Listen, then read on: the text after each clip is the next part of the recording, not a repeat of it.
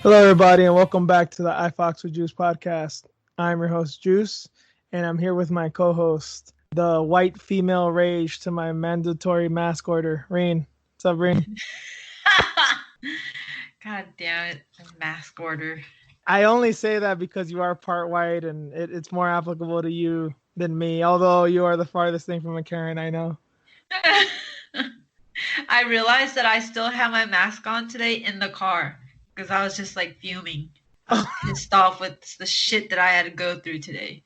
Just customer service at every location that I went to was just horrendous. The COVID protocols was just out the door and I was just living, man.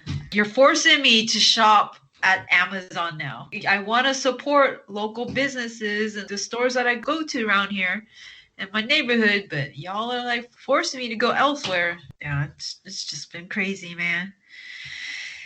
Cases are spiking again, but it's all good. You got this wonderful card coming up. I actually watched all of the Embedded. It's been a while since I've done that. This card is it's a pretty fucking stacked card, so I had to mark out and watch all the Embedded episodes. I even watched the countdown too. Damn, went all out. I know, man. It's been a while, but so yeah, totally marked out. Yeah, well, we've been off for 2 weeks, and I realized that's the reason I kind of threw that intro out. I know it's been going on longer, but it's really been in the past 2 weeks that we've seen all these videos of the people in the stores freaking out over this stupid shit, and I was like, man, that's how fast time goes now. It seems like it's been 3 years since people were losing their shit in grocery stores, but it really has been only like 2 weeks since the last time we recorded. All this shit has popped off. I feel like somebody's like paying them to do it. Like, you can't be that stupid. Like, even the lady that was at the dental office, I think Rex Chapman posted that one recently, but she was at the dental office. She's like, yeah, I talked to my lawyer. I don't have to give you this. You don't have to take my temperature. That's against the law and this and that. Fighting everybody in the office. I think I missed that one. It was horrible. It's a dental office. I saw a video of some lady throwing shoes at an employee. I got a famous footwear because they kicked her out because she didn't have a mask on. She didn't like chuck it at her, but she did just toss them at her, like 2 boxes. See, that's why I can't work in retail, man. There's no way, man. Speak for yourself. Can't. I don't work in technically retail, but it's damn close. Yeah, I'm just fortunate that I don't have to work right now. And I planned ahead of time since I left corporate America. So I'm so glad I did too, because man, look at what's going on. I would probably got fired if I would have kept, if I would have actually stayed on, because I would have been pissed with everybody, with leadership, everybody at the top. I would have been pissed. You're not talking about getting cut because of budget cuts. You're talking about like you're gonna piss somebody off and they're gonna fire you. Yeah, I know they wouldn't have done things correctly. I just know it. They did it before when I was there. Anyways, I'm just glad I'm not there, man. So I feel bad for everybody that has to work, but I did my time. So I can't say that. I did my time. I almost did 20 years, so I did my time, man. I played my cards right. That's what Asians do, man. I did my time. Oh yeah. My God. I would want to make fun of you, but given some of the shit that you've told me, yeah. In that case, I don't envy you. Mm-hmm. That is something I'm not cut out for myself. So. Yep, I did my time with them, so I'm good. Yeah. Oh man, so much craziness going on in the world, but hope to provide you guys with a little entertainment. And yeah, we got some fights to talk about. Big fight card this week. We're just gonna jump into the preview for UFC 251.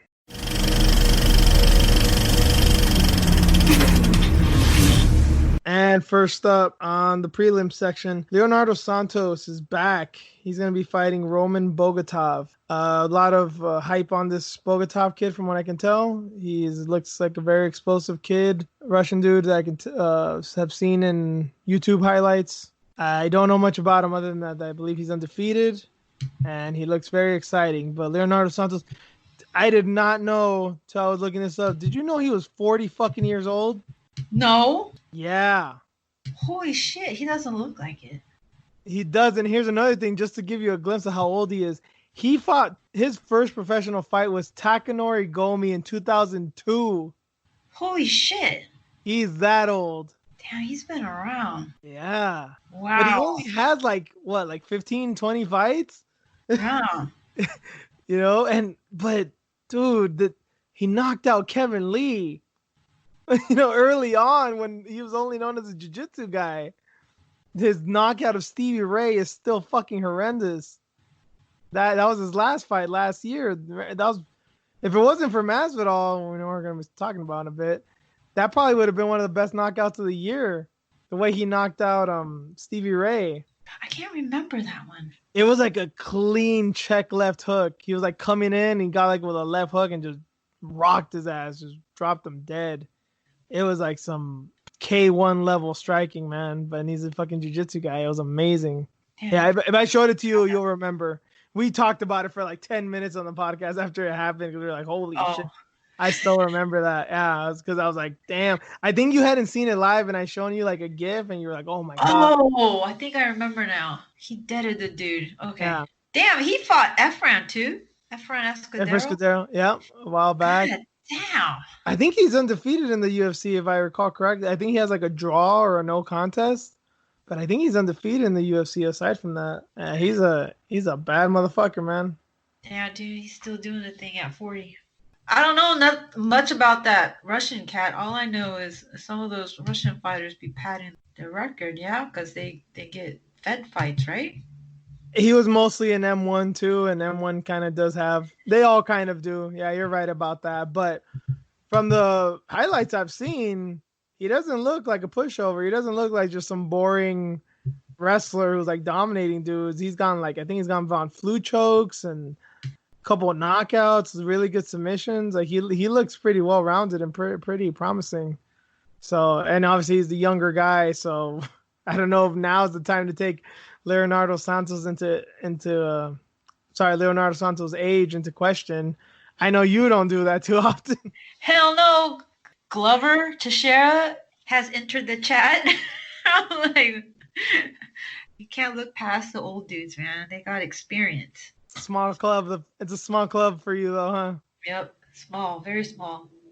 Yeah. Speaking of experience, yeah, I might just go with Santos because he's been doing the thing, I think this is your Mark-ass pick of the week, huh? Yeah.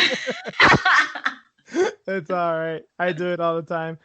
And don't sue me, Just Bleed and drunk ass Uncle Bobby for stealing your Mark-ass pick of the week. We mark out better than all y'all as well. Still making fun of my feet picks. I take one feet pick and they're still making fun of me. God damn it. Still, yeah. I'm like the foot pick queen of MMA Twitter now, I guess. I don't know. What the hell, man? Yeah. Dude, you need to be charging those dudes. I know, they keep talking about it. For real, man. I took one peek at it and I totally forgot about it. They're still talking about it, so you need like OnlyFans account for that photo. My right foot coming soon, ladies. Anyway, and Just Bleeding Bobby. But anyway, yeah. So I'm with you here. This kid does look promising, but yeah, you're right. The possible padded record, and just shit. No one's been able to beat Santos so far. It seems like so. I mean, this kid could be the one, but also he could just be another one on the, another notch on the belt because Santos gets it done, man. I don't know what's in the water in Brazil. He's from Novo União, too. And aside from Aldo, I don't even know anybody else who trains there anymore who's any good. But this kid's come from, like, crazy injuries. I think when he fought Stevie Ray, that was his first fight in, like, 2 years or something. He hasn't had a good string of luck. This is his first fight in, like, 13, 14 months. So yeah, I mean, long layoffs, but they don't seem to affect him. Nobody wants to fight him. Shit. If I was some young kid and facing a 40-year-old that can easily submit me or knock me the fuck out, I wouldn't want to fight him either. And nobody knows him, and that's not a knock to him. It's just a sad reality. But he's a bad motherfucker, man. Not a lot to gain there. I get it. Yeah. But yeah, I'm with you, Santos, on this one. And hell, if this kid does win, someone to look out for sure. Even just in one UFC victory. Moving on from that to another prelim fight. Volkan Ozdemir is going to fight Jiri Prochaska. I always feel I'm saying that wrong, although I'm pretty sure that's right. This kid's coming back. I can't even call him kid. He's probably in his 30s. He's coming from Ryzen. He was their light heavyweight champion, I believe. Knocked out CB Dalloway not too long ago. I think that was when everybody took notice of him. And he kind of reminds me of Volkan in the little that I've seen of him. Kind of just a powerful striker. I think he's Czech, somewhere part of the world. Dutch kickboxer type dude, This could be, if it wasn't for so many bangers on this card, this legitimately might be fight of the night. Yeah, I think this is a sleeper one because who mentioned it? Oh, Big John McCarthy. He was high on it. He mentioned it on his podcast. Like, you gotta really look out for this one. This kid he's it. He's the one. He's coming from Ryzen, yeah, but no, he's the one. Like, he was talking to Josh Thompson about him because Thompson didn't know much about him. So yeah, he's very high on him. So I think it's a sleeper. He's only 27. He's still a young kid. Oh shit, I thought he was older. Yeah, he's 27, I think. A lot of experience. A lot of experience, though. Yeah. Yep, knocking people out. Rising. I think, this can play out very interesting because Volkan tends to sleep fools or it goes into like really weird decisions. Mm-hmm. And this guy, I know it's going to be his UFC debut, but he seems pretty violent. So I would think if he's out there and he wants to make a statement with the way that he fights, I think Ozdemir could knock him out, but maybe this dude surprises people and he probably starches Ozdemir too. Who knows? That'd be huge for him because, they be talking shit all the time. Like, anybody outside the UFC, like, you ain't shit. You come from Bellator, you ain't shit. Especially Ryzen. Like, what the fuck is Ryzen? Who's Ryzen? They always be saying that. Yeah. So, yeah, lots of pressure on him, I bet. Yeah. Yeah, and then who knows? I think he is from Netherlands or Czechoslovakia, but he's from Europe. He lives around there, so the travel. Well, I guess you could say the same thing. No, Ozdemir trains in Florida, I think. No, is he still in Florida? Well, I know he's Swiss, but I don't know if he lives there anymore. And then I think even if he does live there, he probably has been in top team training. So maybe he's doing the trip from America to Abu Dhabi. Maybe it's more of a benefit to Prochaska. And remember, these fights are taking place at in the morning. Yeah. And they're not even taking place on the beach. These fucking assholes. I saw that shit and I'm like, ain't no way they're going to fight on the beach. It's too fucking hot, man. As soon as you wake up, you're like sweating. You need to take like several showers. But it's hot in there too. And then shit, you got to think about during COVID too. Like, is it better to not have some kind of ventilation? Oh no, it's a totally different setup. I've seen some like walkthroughs and stuff, but I haven't seen like the details. Yeah, the actual fight complex, the building that they're using, they're like, yeah, it's gonna be cool in here, like actually cool, nice and cool, not like how it was before with Khabib and Dustin fighting. It's not that. No. They may as well have been fighting on the Sahara. Seriously, and that's what I thought too. Like, because if they're going to Fight Island, they were out there fighting in the desert practically with no AC, so I thought they would do the same thing. But no, I'll still remember KGB fought Jojo, I believe, at that same card. Yeah, that was that really close fight. And I remember you saying after that one that, like, I think she kind of needs to work on her cardio. I didn't really like what I saw. But then the way she fought Murphy, she looked really good. It didn't look like she missed a beat. And I remember telling you, I'm like, I really think it has to do with the desert. Like, I really think the heat fucked with her because you were right. She did look a little off, but she never really looked like that. Yeah, I, it's I think, crazy. yeah, It's crazy that they get there, and some of these fighters, as soon as they land, like they stay up because they're just trying to get adjusted to that time, and on top of like going through all those COVID protocols and shit. it's got to be a mind fuck for a lot of the guys and girls there. It'd be Gotta crazy. be, but man, if you're flying first class, I don't even know if it's first class. Is that business class?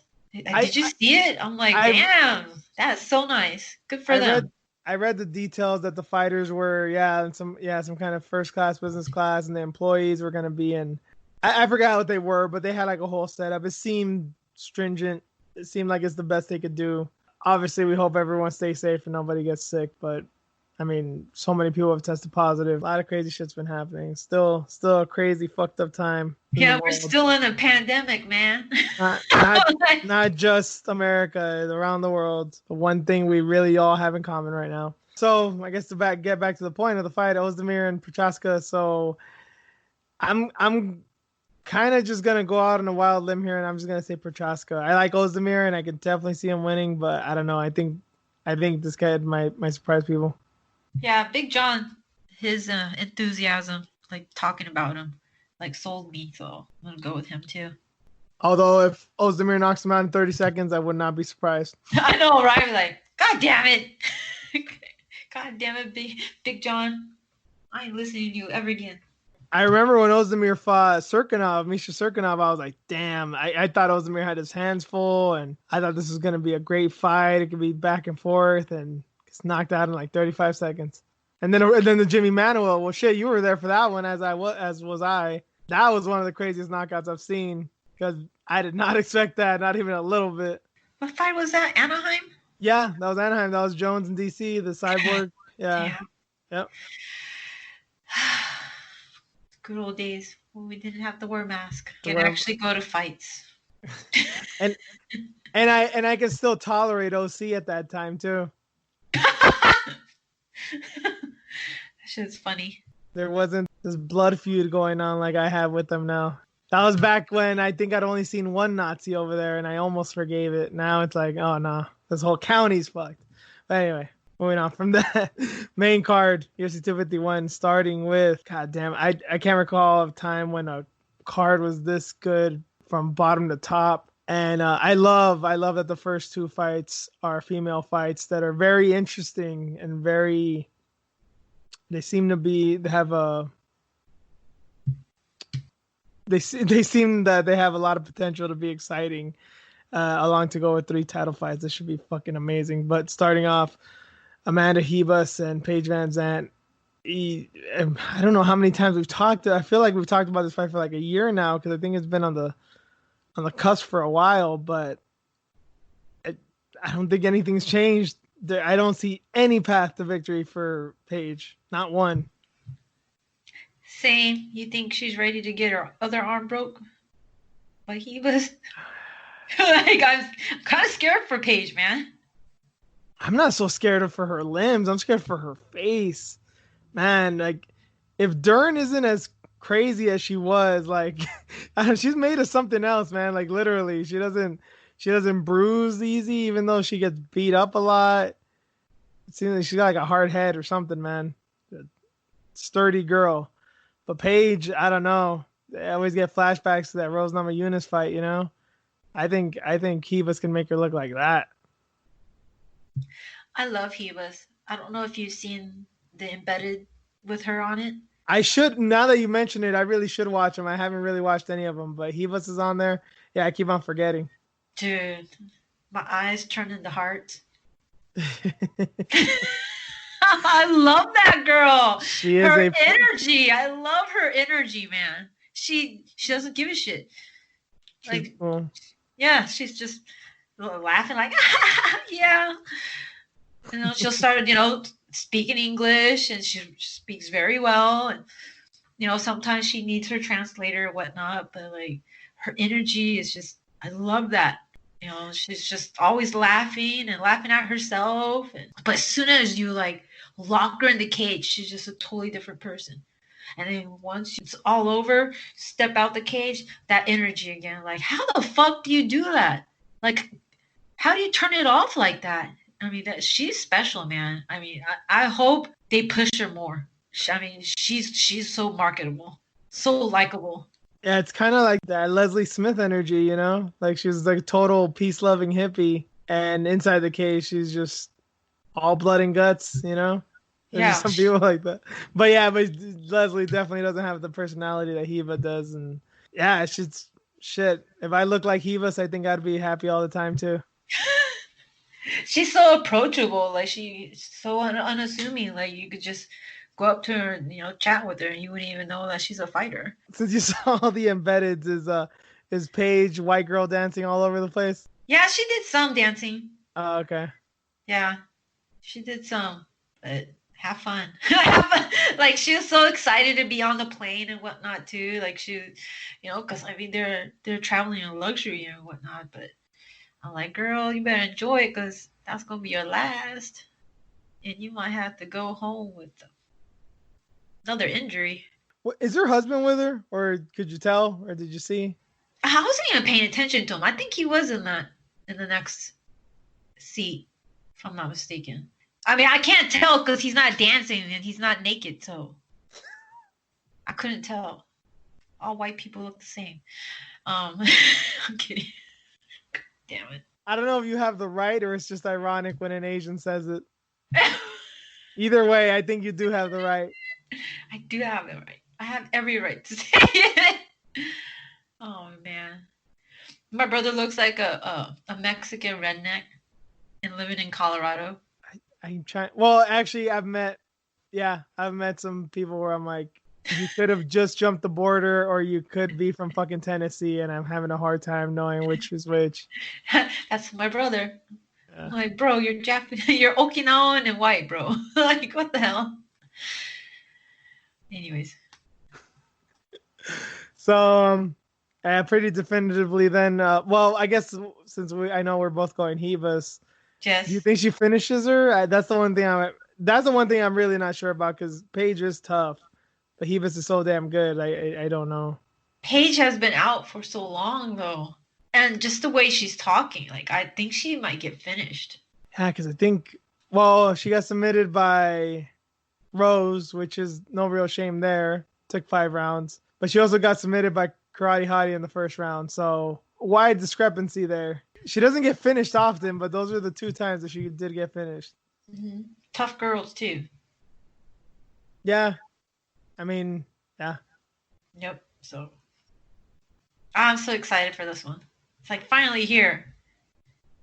And then Paige hopefully will get what she wants. Go to Bellator so she can be with her hubby. Yeah. Well, we might get into that conversation another day as far as, especially depending on what happens with this fight. We'll most likely be talking about it next week of what her future promotion will be. But yeah, good point. I'll just say, yeah, Hivas will win. And I think it'll be a decision. I still think Paige has that toughness. It might not be easy to watch, but she'll probably make it all 15 minutes. Next up, the rematch. Rose Namajunas and Jessica Andrade. I don't know if this fight is harder to call than the first one. Really?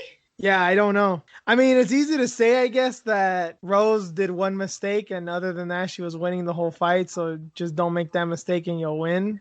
But Jessica Andrade is still scary as shit. And she still slammed her on her fucking head. Yeah, that's true. And that's kind of hard to, like, I know on paper it seems pretty easy, but fuck, man, that's a lot to come back from. And obviously, everyone knows that's listening to the show knows what both of us, what big Rose Namajunas fans we are, but it's not lost on me what a monumental task this is. Just listening to her and, you know, talk, like, prepare for this fight and then just reflect on the past. And then also with what she's gone through in the past, like a couple months here, I think she can take this one. I think she got it. Like, she learned from all of her mistakes. She had, you know, deaths in the family. And she's still wanting to do this. She's still wanting to get on the plane. and go out there and fight. I think she's ready. Like, though, mentally, she's all there, I feel like. And that's a dangerous Rose when she's motivated like that. Especially now with her striking improving constantly, you know what I mean? Like, she's on a whole different level. I think she takes this one. I think she might even finish her. I mean, she was very close to finishing her in the first fight. Yeah. It wasn't just that she whooped her ass and it was easily a 10-8. She could have finished her probably on several occasions. Dude, what did she say? She's like, oh yeah, Jessica made me look really good last fight because she kept on running into my punches. She's prepared for her, man. You should listen to her talk. I'm like, wow. Yeah, I've still have not caught up with many interviews, so you're persuading me. I will go with Rose too, and I go for another reason on the technical side. Her coach is Trevor Whitman. Trevor Whitman just had a hand in taking away Tony Ferguson's 14 fight winning streak. Yep. Yeah. Well, Trevor isn't her head coach anymore. I guess what's his name took the reins now. What the fuck? How did I forget his name? Pat Barry? Yeah, Pat Barry's the main coach now. Did they leave Colorado or they just don't train there anymore or what? I guess for this camp they did. They went back to their roots. They went back to Minneapolis because that's where they originally came from, I guess. So they went back, trained there. She went home. She visited family. She did all this stuff. But yeah, she was out there mainly training. Yeah, with Pat and her old team, her old coach. Fuck. So I don't know. God damn it. I was pretty sure Trevor was with her. God damn it. No. So I guess they're vibing. Because remember, we've seen, I guess, relationship challenges with them in the past too. I guess that's all water under the bridge. Like, they're actually now vibing. They know what their roles are. So I feel like they got it all dialed in now. That's why Trevor kind of stepped away. Like, yeah, I'm still going to be here to help you, but you got it now. I don't have a problem with her doing this because given, yeah, you're right, what she's gone through in the past few months is pretty terrible. So you kind of everyone's got to adapt in that sense, you know. Rose definitely does, and if she thinks she's best off just with her fiance and going back home and visiting family and all that. I don't see anything wrong with that. Everyone's training all fucked up right now anyway. No one's having a good camp. You know, it's even more the reason of why the Gaethje win was so monumental, because Tony Ferguson always trains like a madman. Quarantine wasn't shit for him. But Justin Gaethje, who said on many times he trains meticulously and takes his fights very seriously, came in on short notice and fucking handed him his ass on a platter, you know? Like, that's not the way it should have gone. The mentality in that, the mental edge in that one should have been a Tony Ferguson all the way, and Justin just fucking out-crazied him, basically. And I thought especially the fact that Trevor Whitman's probably one of the few coaches that he's done this. He's done the quarantine thing already. He's already done fights during COVID. I thought that might help too.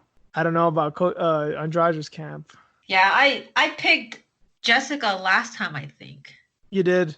But this time I'm like, I gotta go Rose. I'll go with Rose.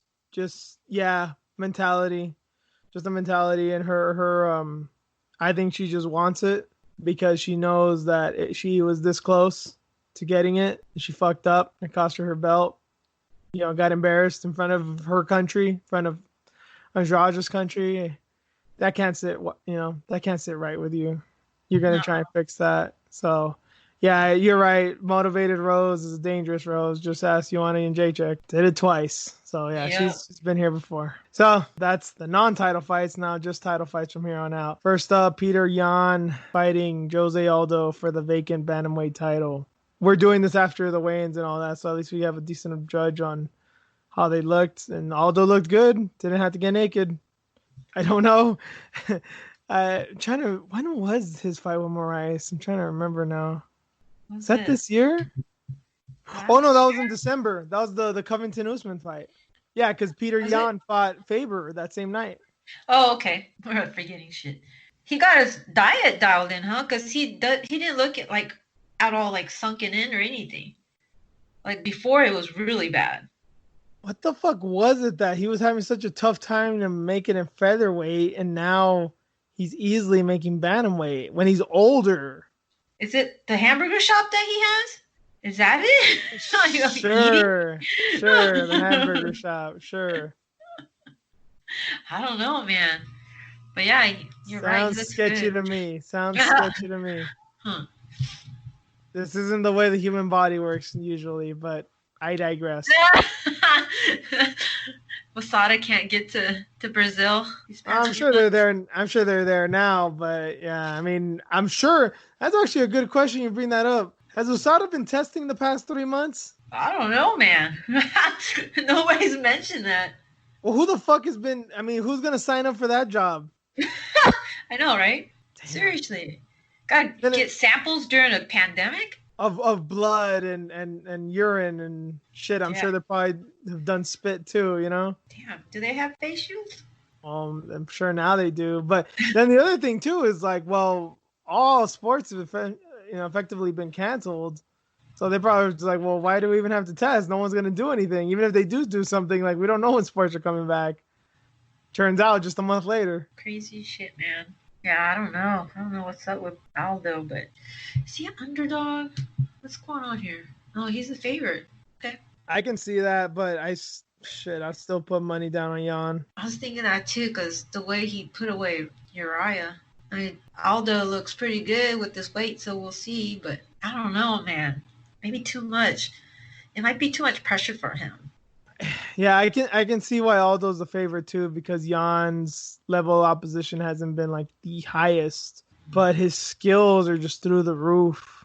Mm-hmm. He kind of reminds me almost like a Lomachenko type. Like that was one of those things when Vasily Lomachenko, the boxer, when he was first facing some decent dudes, like, yeah, he was a good amateur and all, but this guy's like a step too much. He's only like his fourth professional fight. It's like, yeah, but look how skilled he is. Like he fucking has it. And I kind of see a similar thing with Peter Yan. He's just so skilled that lack of experience may not matter. Well, he trains at Tiger Muay Thai, so. Well, yeah. Constantly training. Eat, Yeah. sleep, drink, train. That's all he does. He's like Valentina. Always training. They're about that life. He reminds me of just those guys that if you go to the gym, you know, like you don't want to go with that guy. Like you're not gonna come out looking the same, you know. Like I always remember. That's why I kind of tend to look at guys like this now. When Anderson Silva fought Chris Weidman the first time, the promos were beautiful. That's some of the best promos the UFC ever did, because all the promos weren't even about Anderson. They were all about Weidman. And it was all the fighters just saying, like, you guys don't know how good this guy is. Like, you don't, like, this guy's so talented, all this. And even, like, I think it ended with Rashad Evans saying, like, Anderson Silva is my favorite fighter of all time. But I don't know about this one. Peter Yan kind of gives me this feeling like that, too. Like, yeah, like, you guys don't know how good he is. Like, nobody wants to go with that guy. No.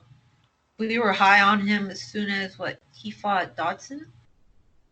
Yeah, I'd been keeping my eye on him before that, but yeah, that was definitely like kind of his coming out party, because he just schooled him. Yep, and ever since, just on a terror, improving each time. So I think I talked myself into picking Yan. I mean, I was going to anyways, because I'm mark out again. It's so hard to like count out Aldo, because you just never know which Aldo we get to see. I mean, are you gonna fucking kick this time? Are you gonna try? I keep telling people I don't know why this keeps coming up. He's done. That's not ever coming back. Like, why not? You should, especially with this dude. I've heard people say that he had his motorcycle injury or something. That could have fucked up part of his foot, that he probably doesn't feel so confident. My main thing is I think the reason we kind of stopped seeing it was around 2014 or so. And I think he had fought Korean Zombie that year. I want to say that Korean Zombie checked one of his kicks and broke his foot. So it may have been one of those things where he never had to deal with the consequences of checking kicks until that fight. And after that, he's like, fuck that. I don't want to break my foot again. That makes sense. And his boxing's always been excellent. He's been taking a way more boxing-centered approach. And to be honest, most fighters in MMA have shit boxing. So he can get away with it. And he is just a damn good boxer on top of that. So he's skilled on top of having a skill that most MMA fighters don't have. That's the thing, though. Yan is he was a boxer, very well schooled, and the Russian style boxing is something else too. So yeah, I'll probably go with Yan here too. He's Russian, bro. He's Russian.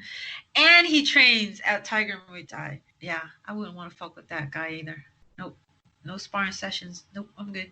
Next up, co-main event, another rematch. Alexander Volkanovski is going to defend the title against former champ Max Holloway. I hadn't rewatched that fight until a few days ago. I liked the fight, and I was very impressed with Volkanovski when he did it. Watching it again, it's not as impressive because when it was happening, it was like, holy shit, he's actually like looks like he's winning. He had a very simple game plan and worked it very, very well. And that, I has my full respect because Eugene Behrman actually figured out Holloway, which no one else had been able to do in years, especially this new and improved Holloway. I really think this is one. It was close. Although I do think Volkanovski won, it was close. But I don't know. They have so much to prove. I think people are kind of sleeping on this fight, especially with the potential of Jan and Aldo and the main event. But this fight can be a fucking barn burner if they come in with that same mentality that like it seems like they've been having this week. They want to leave no doubt. They can just go to war, man. Yeah, I think you're right about that. It seems like he does have like Volkanovski. It sounds like he has a chip on his shoulder because he needs to prove that, he is the best. He beat the best. I guess him and Max were going back and forth, but Max was like, what? I'm just saying, like, I thought I won the fight. That was it. And other people thought the same too. So should we just go somewhere and just be salty about this or what? Like, what's the problem? So, yeah, I guess they're like arguing with each other or something. Or I guess Volkanovski is taking it wrong and he's like hyping himself up or something. I don't know what it is, but he seemed like angry in one of his interviews. I don't know about this fight. All I know is I'm sad that Mini Bless couldn't travel, which is understandable. There's a pandemic, so he shouldn't be out anyways, especially with his grandmother's around, other family members around. So yeah, I'm kind of sad that he's not there, but it was really cute. I think it was on the embedded 1 or 2. I forget which one it was, but Max was opening up like this toy of him, an action figure of him, and he was on the phone with Mini Bless, and they were talking, and he's just like, "Oh yeah, check it out! Like, look, they're like even predicting it. There's like a belt with my action figure." And Mini Bless was like, "Oh my goodness, he's so cute. He sounds like such an adult. I think he's the adult in the family. He probably takes care of his dad." Well, Holloway does seem like a big kid for some reason. Just the way he's like, "Oh my goodness." Just the way he said it, I'm like, that's a big kid. He's the adult. But yeah, back to the fight though. I don't know about this one, bro. That's funny that you said that too, that you're not even like impressed with it the second time you watched it because you were impressed with him, weren't you? Yeah, and don't get me wrong. I'm not saying that he didn't do shit. Holloway should have won, and it's not that impressive. It was just that it was so simple what he did. I'm not saying this is like, oh, Holloway's fault that he should have seen this coming. It's just it took a lot of practice. Like he trained like a soldier for that one. It was so obvious that he did with his game plan. But the thing is right now is like he had a very simple game plan. I don't think it can be this simple for this fight. That's why I keep thinking this fight's going to be insane because it's like Holloway was probably a step off that fight too because he didn't really seem to like have his volume. I do blame a lot of it on the kicks because I think it really disrupted him. But I think Holloway's going to have an answer for that.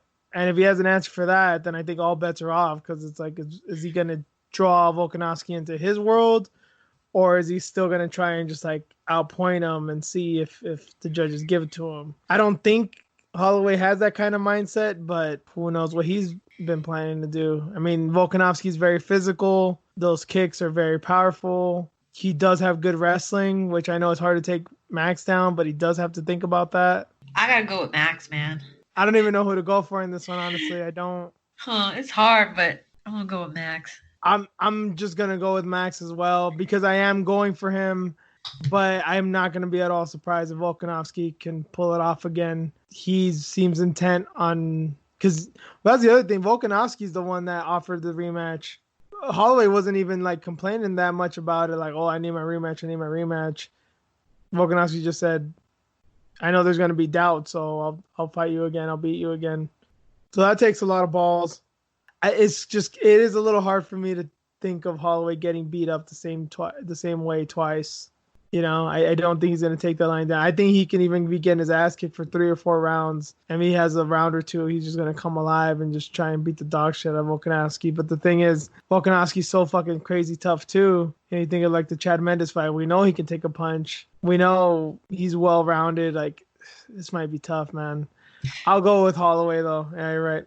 Volkanovski's not that tough, by the way. I learned that on the embedded. Kind of disappointed me.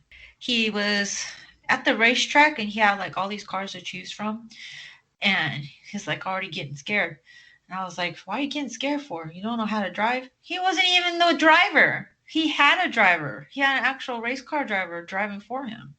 He was just a passenger, and he was just like, oh my God, this is so scary. So that proves that he's not tough? Not really, no. He's like, before when I was a kid, like I was just fearless and, I'll do whatever. I was wild. But now I'm like, I'm scared of everything. I'm like, what? Well, I'm like, what? You're odd, dude. Yeah, he's definitely a weird dude. Yeah, I mean, I've always liked that about him. Yeah, no, yeah. I can relate because I was never really a big fan of roller coasters, but I haven't gone to many amusement parks. I did go I've probably gone twice, like in the past 10 years. First time I'd gone in that town was probably like 22. I went on all kinds of rides. I was a little bit scared, but I was like, fuck it, I'll go. I got to experience this once, and it was fun. And then I went back like around 27, 28, back to the same amusement park to go on a lot of the same rides, and I was scared shitless. And I've talked to people that have said the same thing, like, yeah, I just went like 5 years ago, all of a sudden I come back and all of a sudden I'm scared. I don't know why that happens, but I can relate to him in that sense, so I don't know. That doesn't say much to me, but it doesn't say much to me, so, and yeah, like, I don't like fast, I'm not a car guy anyway, I'm not manly in that way, so I don't give a shit. He's probably not like that either. He probably doesn't even give a shit about cars, so yeah. Just rugby. That's a tough man sport. I don't give a fuck what anybody says. That takes a man to do that shit. I wouldn't do that shit. Fuck no. Yeah, I'll go with Holloway though. I'll go with Holloway, but not at all confident in it. 50-50 to me here. And I'm only kind of siding with him because he is maybe my favorite fighter, but also he's gonna donate his shirt. He's whatever proceeds he makes from his fight kit, he's gonna give to a Hawaiian food bank. So he's out there fighting the good fight for the people, for his people, and I can respect that a lot. And that means that the win will give him more money. I'm cool with that too. So get that bonus money too. Yeah, that'd be nice. That definitely could go a long way. And last up, the main event. So this was originally supposed to be Usman and Masvidal, and that fell through somehow. And then it was Usman Burns. That was kind of last minute. And now even more last minute, it's Usman Masvidal again because Gilbert Burns tested positive for COVID earlier in the week. So I think my biggest surprise with all this, I was surprised that Masvidal took it because I know there was going to be a money issue. I guess I'm not super surprised that the UFC paid him, whatever it is that they paid him. But I'm just kind of surprised Usman took the fight. It kind of makes you stop to wonder, like, where was the fall in the negotiations? Because it seems like they were both training for this fight, like it was still going to happen. I guess it really was the money issue. Because I guess they were still training for each other and it fell through. And then Jorge was talking about, yeah, with this fight, we got really close to what I wanted. So, that's the reason why I continue to train. I was waiting for this. I knew this was going to happen. I knew they were going to come back to me. So good for him for, at the end of the day, it all worked out for him for pulling what he did, whatever he was, ranting about on social media, about fighter pay and this and that. Like, good for him, man. He got what he wanted. I guess the question now is, I mean, if he wins, I don't, the ball's in his court for sure. But if he doesn't, makes me wonder what they're going to do, I mean, I don't think they're going to cut him or nothing. Obviously, losing a title fight's no biggie. But I do wonder how they're going to try and lowball him next time, Obviously, depending on the opponent.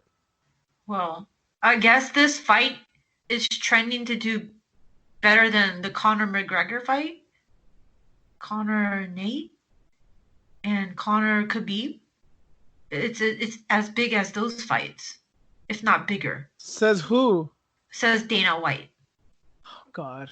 It's already trending to be bigger than the all of the Fight Island merchandise. They sold more merchandise of the Fight Island stuff than they did of all of 2019. So, wow. Okay, if these numbers are true, because wasn't that the issue with Jorge? Like, Usman's not a draw, so fuck this. I don't want this shit. I want more money. You know, I'm worth it. I guess he's proven it, huh? If what Dana White is saying, he's proven his worth. He's the one bringing the money to the table and all the draws, because nobody really gave a shit about Gilbert Burns and Kamaru Usman. No one cared until Jorge stepped in, and Jorge's the one that's getting all the interviews. Like, as soon as you pull up like UFC like review or interviews, it's like Jorge, Jorge, Jorge, Jorge. Like, I had to search for Usman's interview with Brett Okamoto. Like, nobody's really interested in him. Did you know that his dad is out of prison? I saw something that he said that like he was sad that his dad couldn't make it, but I had no idea what that meant. I was like, wait, does that mean that he's out of prison? Does that mean he's still in prison, but he's going to get out soon? I wasn't sure. I didn't read the article, but I saw a headline, something like the Texas lawyer or the Texas judge or something that helped Kamaru Usman's father's case or something. Like, it looked like, yeah, there was, I remember you saying on the podcast months ago that, yeah, he'd gotten a hold of some really good attorneys or something that was trying to help him out. Yeah. I mean, nobody's talking about that. Like, wouldn't you think to like maybe bring that up and make it a bigger story, make it even a bigger fight, get more people interested? They're not even talking about that. I think they're not going to talk about that until later. That was surprising to me. Good for that. Good for Kamaru's family, by the way. His dad finally getting out of federal prison. I still don't get why people are shitting on Usman so much. Like, it almost feels like they're treating him like Woodley. Yes. It's weird because it's like, okay, he beat the shit out of Woodley, first of all, in a very impressive fashion to me. Maybe not to everyone, but I feel like everyone was amazed that night that he beat Woodley, and then had easily fight of the year, one of the best fights of the year with Covington just a few months ago. And people were just like, he's boring. There's boring personality, boring fighter. That's like what I keep seeing. And even to what you were saying earlier, like, it's true too, because yeah, all the interest is in Jorge. There's nothing about Usman. Even though he had a fight of the year contender and beat the fucking shit out of Woodley. And then yeah, his Joe Rogan interview, which was pretty cool. And then yeah, him talking about his dad, like, he made me a big fan of his. I don't know who to go for in this fight actually, because I do like them both. I think Usman will win, but I do like them both. I think Usman will win too, because this is a really short notice fight. Regardless, I mean, regardless if Jorge was training or not, like, still you're training in Florida. You're in Florida. How much training did you actually get? And then Usman is just a monster, man. You know, that fight with Colby was insane. It was all stand up. I think he can do it again. I think this is going to be too much for Jorge. You know, I'm a Jorge fan. It would be dope if he like won this fight and got the belt. But I don't know, man. I don't think this is going to be a good night for him. If he does it, amazing. Fuck. That would be dope. He's going to have that BMF title and the actual title. He can sport both. Like, that would just catapult him. And maybe we'll never hear about Conor McGregor ever again. This is going to be our guy. But Usman, man, that's tough, man. That is, that last fight, that one sold me on him. And he's going to have Henry Hoof in his corner actually this time now, because he wasn't going to be in his corner for the Burns fight. Oh, because of the affiliation? Yeah, he wasn't going to be in his corner. Now he's going to have Henry in his corner. And here's the other thing to that point. Jorge will not have Mike Brown in his corner. Nope. Because he just tested positive for COVID too. Yep. Usman's going to have the same coach that coached him throughout that Colby Covington fight. Here's a question. I know they keep saying that they trained for one another, like it was still going on, but let's say Gilbert Burns was never part of the picture and COVID never hit, because they kind of announced this fight, I think around Super Bowl weekend was when they had said that this was going to be for the International Fight Week card. So let's say COVID never hit and Gilbert Burns never got in the mix. Would that change your mind as far as Usman or Masvidal? No. You still think Usman would win? Yeah. See, I think Masvidal could probably win. I think he'd definitely have a way bigger chance of winning had those things not been in place. Had he had his full training camp as it's meant to be, and the money and Gilbert Burns issue never came into play. Man, that Mike Brown. Who else got pulled from that? Was he the only one from his I, be- corner? I believe so, yeah. Okay.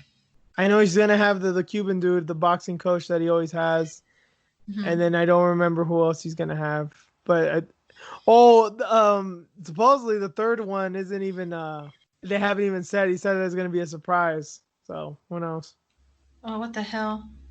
Oh my God! Please don't let it be The Rock, dude. When I was looking for UFC 251 interviews for Kamaru, like there was something of him, of The Rock, covering this fight. So I don't get it now. So is Masvidal the biggest Rock fan in the world, or is The Rock the biggest Masvidal fan in the world? I don't know, man. I mean, I know there's a WME relationship there and all that, but still, like, what the fuck is this? Yeah.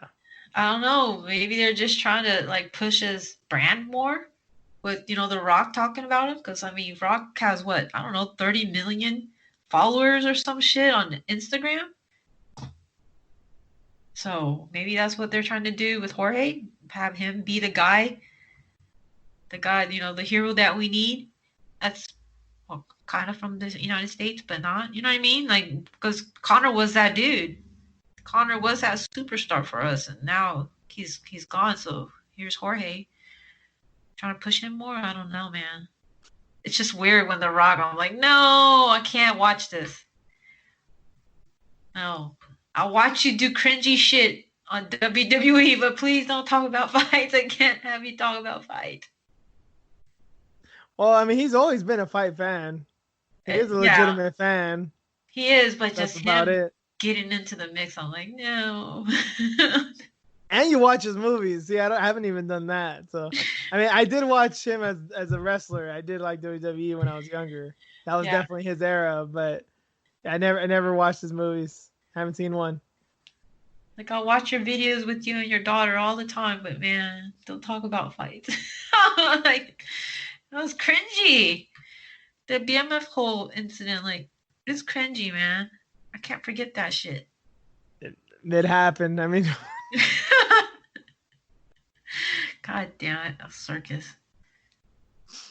that's the whole world right now, though. Yeah, That doesn't even exclude MMA. We're all yeah. part of the circus. But I was thinking like this fight finally, it's a stacked card, and it's such a meaningful card too, because there's what, three title fights, right? It feels like some kind like normalcy surrounded by chaos. yeah, it's actually a really good point with the very relevant fights because that hasn't really happened during the COVID era. I mean, Ferguson Gaethje's as close as we got, and even then, as great of a fight as that was, it still was kind of meaningless because it wasn't Khabib, and that's what everybody cared about. It's Right. Khabib and Ferguson, so it's kind of an afterthought, even though he lost. Yeah, good observation there. So yeah, Masvidal had to cut 20 pounds this week. Good on him that he did it. Professional as always, but I can't think that's not going to take it out of him. I don't know how much he trained. I'm not doubting him that he did train, but I don't know to what extent. I don't know why he would train ultra hard, like if he was going to be in a real fight when he wasn't even sure. Mike Brown not being in his corner while Henry Hooft is in Usman's corner. I think Jorge's got a lot going against him. And like I said earlier, had this been under normal circumstances, I probably would pick Masvidal to win. But not like this, not right now. As of right now, I think he's got one round. He's gonna try and flying knee him and liver kick the shit out of him and right hook and left hook him to oblivion. And if he don't have that, I think he's gonna gas out and just get pummeled for 4 rounds, and that'll be that. God, that was so sad. I mean, it's the name of the game. What can you at that point? What can you even take away? I really think he's got 5 to 7 minutes of fight in him, and that's gonna be that. Right. Crazy. Can't wait. So that does it for the preview of UFC 251. Let's get into some headlines.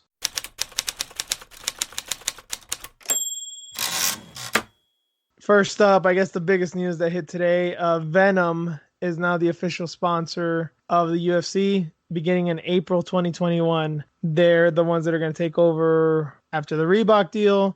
Apparently, Reebok will still be the official shoe of the UFC until 2021, but no more Reebok fight kits, which I think everyone can agree is a good thing. I guess the debate has been kind of mixed as far as is Venom the right line, and then obviously there's questions about how much they're actually going to get paid because they implied that the pay will be upped, but we don't know by how much. And then obviously, what are they going to look like? Because that's what anybody really should care about is this shit going to be aesthetically pleasing? Because we've had 5 years of nothing but shit since 2015, since that Reebok deal took place. So, what were your thoughts when you saw all this, Reen?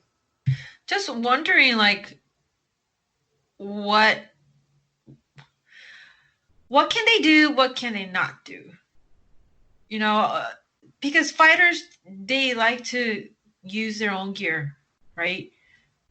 And what does Venom do? Like, they produce a lot of fight gear. They don't just produce apparel. It's all about fight gear. So what are they going to do? On camera, they're going to have these new gloves and just like do some fake pad work. When they film like embedded, they have to make sure that they have nothing but Venom gear. If they're working out in a lobby or wherever they do warm-ups. I have so many questions on that. Like, and then these guys like to break in their stuff too. So are they gonna have to carry like extra gear because they're sponsored by Venom? And then right, exactly, about the whole pay thing. Venom's not a really big company. Reebok's much bigger than they are. So how are they going to try to get more money out of them to pay the fighters? How will all that work? I don't understand it. I thought Adidas and Reebok were the same company, or they were under the same umbrella. Yeah, if I recall correctly, I believe Adidas owns Reebok. So wouldn't it have been like maybe an easier transition? Maybe try Adidas instead, because Reebok was such a bad relationship. I mean, from the get, not being able to, spell out the fighter's last name right and this and that. Maybe learn from that and just maybe transition to Adidas. Man, if they would have did like UFC Adidas fight kits, I would have been all over it. Because that's my brand. I love Adidas. I'd be all over that. But now with this whole Venom thing, like, I don't even know if I'd buy a fight kit. I like Venom. I have Venom gear. But it's not my top. I have Hayabusa stuff. I have Fairtex stuff. But it's, Venom's not my top. So, and I think that's with a lot of hardcore fans that know this brand. Like, it's not the best, but it's good. Yeah, there's definitely worse stuff out there. My take on it was, well, it seemed like it was obvious that there was a lot of noobs online that were like, what the fuck, who's Venom and why Venom and Venom sucks. And people were just so psyched to try and get Nike or Under Armour because it seems like those were the other options. Those were the other players. But I think it really is the best option given the circumstances because Under Armour, from the little that I've seen, like Luke Thomas had retweeted something, and yeah, Under Armour doesn't look to be doing too well. And I think this was probably even pre-pandemic from what I can gather. Now, definitely not doing well. They had that My Fitness Pal app, which I have, really good app.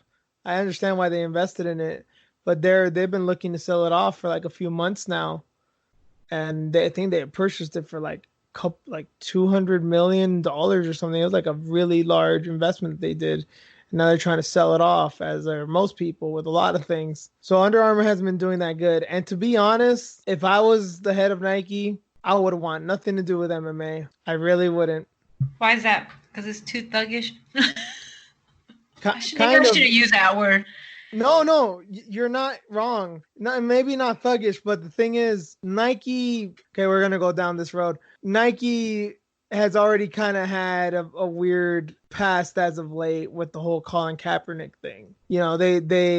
People were burning their Nikes fucking like 2 years ago over a goddamn poster or whatever with Colin Kaepernick. I haven't seen many comments about the things that have been going on recently. But if they were at the forefront of that shit 2 years ago when shit was real hot with all that, with the culture war and all that, and they put their neck out like that, they're definitely going to go all in with the movement. Like some of the most immoral corporations are bending over backwards to go all in with BLM and all that.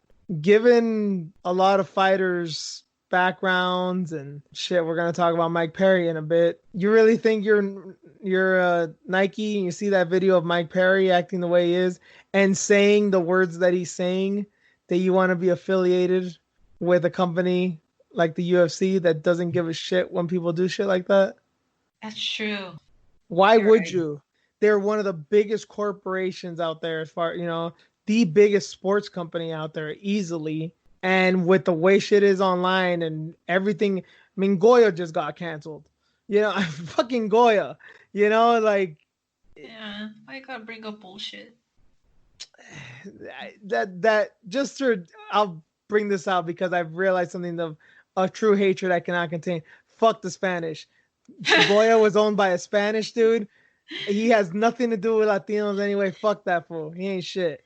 I Fuck had no Goya. idea. I had no idea. I feel lied to, man. Oh, you thought some like little Central American lady was doing it like in a fucking hut in the fucking jungles of Guatemala. No, some fucking rich Spanish dude. Fuck that shit. Anyway, don't care what he said. I don't care what he said, but it doesn't speak to me. What's the But Nike, alternative then? If people used to, or up until now, they're gonna probably start boycotting Goya. So what's the alternative? Is there an alternative? to Goya, Yes. I wouldn't know. I mean, I've actually looked around my house today. I got like two little things of Goya. I don't really shop here. More my mom. So I've never really owned a lot of Goya stuff in my household from what I remember, from what I've Okay. seen. There's all kinds of shit. Goya is just convenient because they do everything. But Mm-hmm. there's Yep. yeah, but there's all kinds of seasoning. There's all kinds of chilies, all kinds of beans, or other companies. It's not under the same umbrella. Again, we're kind of going off track here, but I will say my 2 cents on this whole thing with the boycotts.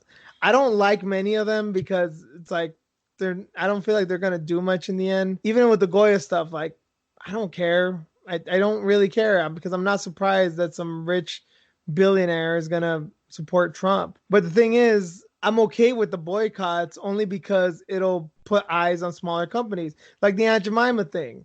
I'm not surprised that they had to rebrand and do all that shit. But through all that, I learned that there is actually a black-owned business, like Michelle's Gourmet Syrups, black lady who does maple syrup and all kinds of other syrups. It's black-owned. I'd rather help out the little guy, the little woman, not the big corporation. So I'm glad I learned about that. Though that's the kind of things that I'm learning through all this shit. It's like it's good to go with the competition because we weren't always aware because Aunt Jemima is so ubiquitous. Goya is so ubiquitous. You don't even have to think twice about other brands. Now you do. Now it's opened your eyes to other brands. So in that case, I'm for it because it gives more opportunity. But forgetting all that, yeah. If I'm Nike, given the climate, given the way that shit's going, they could have been very close to doing it. I don't know. I don't know financially and business wise if it would have made sense for them. But if they were about to make that call and say we're in, the riots hit, the protests hit, and I think they're like, yeah, fuck that, nope, not anymore. Yeah, that's a good point though about the brand and having someone like Mike Perry representing it. The UFC's they're never gonna address shit like that. I mean, it's pretty Uh, obvious. If they haven't done it now, they're just not gonna do it. mm-mm. I mean, that's their prerogative. Whatever. People have a giant issue with it, and I totally understand why. I think there's bigger issues at play that can affect all fighters. Fighter pay and the bargaining and all that type of stuff. Obviously, that's on them too, but I think that's a bigger issue. But that's what they're gonna do. But companies like Nike and Adidas, and I don't see why they'd want to be involved in all that. With Venom, yeah, as far as the gear goes, not bad at all. Not Fairtex, not Hayabusa, not these badass innovative brands. But they make good gear and they have cool designs. I think people just get mad because it seems kind of retro. It's like it's a little too tap out adjacent. But at the end of the day, that's the roots. That's the roots of MMA. And again, because I've been going down this road lately, I tweeted something earlier regarding this and the fact that it is a lot of noobs who don't even know Venom and they're kind of like, what is this? It's not just the fact that they make MMA apparel and gear, it's the fact that these types of companies may not exist in the very near future. I don't think that this had anything to do with why they decided to partner with the UFC or vice versa, but we got to at least appreciate the fact that there will be a combat sports apparel company, gear company affiliated with the UFC and not just some brand like Nike or possibly Adidas who really doesn't do much stuff as far as gear and clothes marketed towards MMA fans. It's good that we have someone like that was not there from the beginning. Tap Out kind of was there from the beginning, but a company that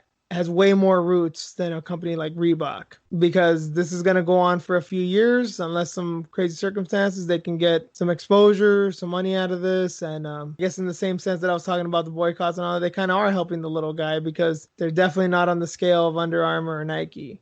It's not as mainstream as those companies, and I know that's what everyone wants right now. But the way that shit's going for businesses, it's kind of surprising that they're even in business now, to be honest. Man, that's so scary. I keep forgetting that too. We are not sure if these businesses will exist. Nike will not suffer one bit from not investing in MMA. I'll make the argument, as I just did, that they're probably better off without them. And maybe with Under Armour too, if they are kind of going underwater, why invest in that? And especially in a company like Under Armour, who may not be as popular as Nike, is very well known, who doesn't need that heat either. Yeah. I didn't even know Venom was a French company till today, which, I mean, I don't have a problem with. They don't need to be American or nothing for me to support them. It's just, I didn't know that. But yeah, that's not, I believe Nike is American, right? I know Adidas is German. I believe Nike's American. I think Under Armour is American. But yeah, but if you're an American company, given what's happening here, man, yeah, you don't want to be associated with that. Mm-hmm. Venom, as at least always said, hey, if anything like that pops up, they may not even know who they are. And if they do, it's like, well, this is the sport we're in this for the sport. We're not in this for politics. We're not in here for social justice causes or anything like that. I just want to know how much they're going to get paid out. And then is Bryce Mitchell going to get his shorts? It definitely seems way more reasonable now. Although, I don't know. I do wonder maybe Reebok for his next fight. Like, we're kind of going out of business. Who gives a shit? Not going out of business, but getting out of the UFC business anyway. What's it going to hurt to give the boy shorts, Like, just do it as a one-off. Right? Do the right thing. Never even sell them. Just, it'll be for you, Bryce, and no one else. Just, hey, You can keep those. Yep. Just give them a custom set. That's it. Yeah, like one thing that always tripped me out, because I always wonder, I'm like, someone's going to come up with something special. Because I remember when Conor McGregor fought Jose Aldo, that was the Reebok kit was still kind of new and everybody was wearing just the black and white. I remember Conor was wearing green. That was the first time I ever seen anybody in colored shorts that were in black or white. And obviously now everybody has colored shorts. You can wear kind of whatever you want. But I remember when that first happened, I was like, whoa, they can do that? So I guess they've made exceptions before. You can do it again. And then on the gear thing, yeah, there was no details on that. I did read the statement that they had no details as far as if tie pads and gloves and all that had to be worn that were Venom branded. It's possible they don't have to be, but I would think that to get a little bit more exposure, maybe just for open workouts, they would do that. Because those things aren't usually that long anyway, and it's not like you need to get like real rounds in. You can just hold those and just throw them to the side later. But next up, another piece of news that came out today: Davison Figueiredo has tested positive, and his fight with the rematch with Joseph Benavidez is in jeopardy right now. Apparently, the story is that he tested positive like 2 months ago for COVID, but I don't know. I guess in USADA terms, it's like pulsing again, according to some people. Like he doesn't have it, but it's showing that he does, according to his manager. But I guess this has been backed up by even several WHO doctors who say people who have tested positive and are now recovering can still test positive because of like these little remnants in the lungs or something. That sounds scary shit. God damn it. But still, like, here we go again. The strap is in jeopardy. Remember for a long time we were talking about how unlucky Ian McCall was? He had like 8 fights in a row fall through. Remember that shit? God. And we were McCall. talking about how unlucky he was. Yeah. I think Benavidez may have beaten him. I'm trying to recall. It's been so long. No, I'm saying I think Benavidez may have beaten his unlucky streak. Oh, I'm like, did they fight? They did fight and he did beat him. That was just a funny choice of words there. Oh, okay, But sorry. no. He did. But I'm saying, no, he beat his unlucky streak. So he fought DJ for the first inaugural bout. Didn't win it there. Close fight, but he lost. Gets knocked the fuck out in the rematch. Can't beat Dominic Cruz, so he can't even go up a weight. And then, yeah, fights for the belt again now that DJ's gone.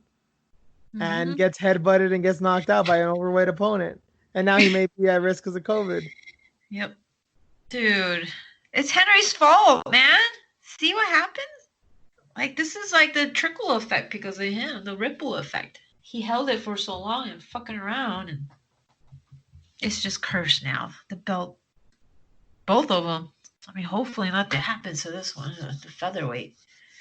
Because he was trying to, what was he trying to get at that too? Yeah, no, I don't know about that. I will say this though, for flyweight, I don't think it's going anywhere. Not right now. They want all the fights they can. They still got the contract to fulfill. They need the fighters. I don't think they're going to get rid of it. What happens with the belt? Fuck knows, but I don't think they're going to get rid of the division anymore. Not right now. No, they can't.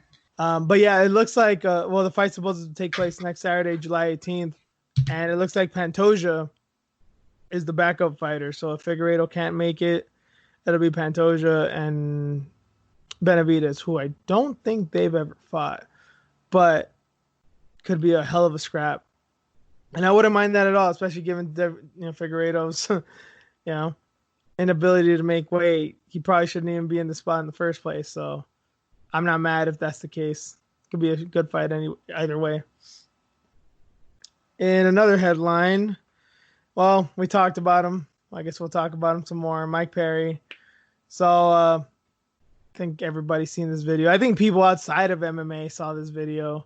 I know it even went on TMZ Sports and shit that, yeah, Mike Perry was drunk in, seemingly drunk, allegedly drunk. He looked drunk in some kind of Texas restaurant. Apparently he had assaulted some dude before the camera started rolling and then starts yelling obscenities and slurs at people, and some old man starts yelling shit, and Mike gets agitated and challenges him, and the man kind of takes him up on it, and he got knocked clean out. And then, did he get arrested? I'm still trying to remember. No. Yeah. Uncle Bobby he posted something funny about that. Like, God, what did he say? Something White about privilege. Yes. I figured. Yes. Because if he was a black basic ass bitch. Yeah, if he was a black man, he'd be in jail by now or something like that. Something to that effect. Oh, so like he's not actually black because he should have been in jail already if he was? Yes. In that case, clearly he's not Mexican either then. Right? We don't want him. We're good. I can only imagine your face and your phone call when you say, Juice, he said he's Asian now. No. You're the only one, right? I mean, he dressed up as a Native American. He said he's Mexican. He says the N-word. What else is there left? He'll never say that word. He'll never say it. He'll never say he's Asian. He'll never say it. Oh, try him. He'll never claim it. I bet you he will. No way, man. He's gonna get with a little Korean girl and I like kimchi. Yeah. 안녕하세요. He's gonna be like trying to speak Korean and shit. I like BTS. I like K-pop. Oh man, I can I kind of want to see Mike Perry listening to K-pop. I'm sure he does. Well, he's turning into a little 12-year-old. Whatever dick slapping games that he likes to play with this girl that he picked up at the playground.